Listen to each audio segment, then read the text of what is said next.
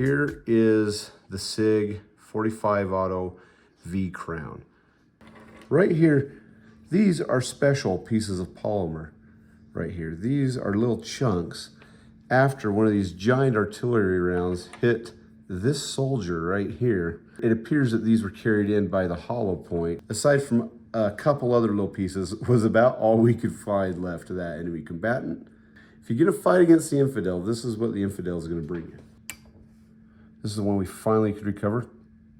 All right, 230 grains, 230.5. It's got half a grain, a little over half a grain inside the hollow point. All right, so we got 100% weight retention on that guy. All right, here was another one that we recovered.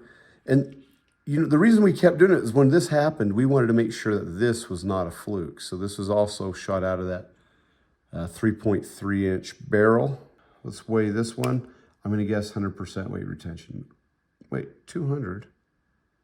What the crap? So that one's coming in 200.4.3 grains. And then we've got ourselves the 230 grain right there. Well, the nice part is kind of accidentally, we determined that whether it was the lighter one that should be moving faster or the heavier bullet, they both reacted the same out of the 3.3 inch barrel. They both struggled to have enough velocity to overcome the end being plugged up with fabric. That is very interesting. These were the first ones we shot, and we were thinking that this one flattened out more, but I think this one was a 200 grainer. And I think this one's going to be a 230 grainer. Okay, so out of the 3.3 inch barrel. That's the 230. Yep, 229.8. Really, I think for all intents and purposes, we could call that 100% weight retention. And this one's going to be 200 grains. I can almost guarantee it. Look at that, 198.6.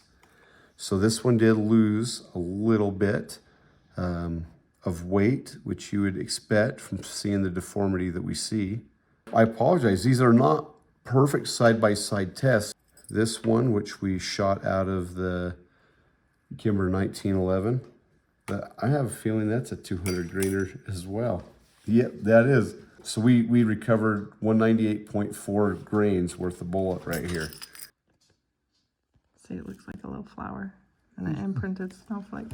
So this is how it starts out. You can actually see the little star formation in there as they swage this bullet.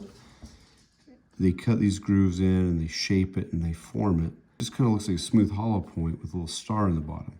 You see this one, which has been fired and didn't quite expand, but expanded a little bit. All those little joints started opening up. So they pre-form this so that as it opens up, it should expand out. It's got a little bit of meat right here on these little fingers. As it peels back, it also leaves these jagged corners right here to tear and rip up flesh. All right, so now on this one, it's separated from the jacket, so we are just gonna measure the lead. So at its biggest point, it's at 0.733 inches. So that's almost 3/4 of an inch wide. So that one, 0.788. That is awesome expansion right there. This one's going a little bit faster. All right, so that one went to 0.752 inches from here to here. If we go off the absolute widest portion of that, you're 0.890 on that one.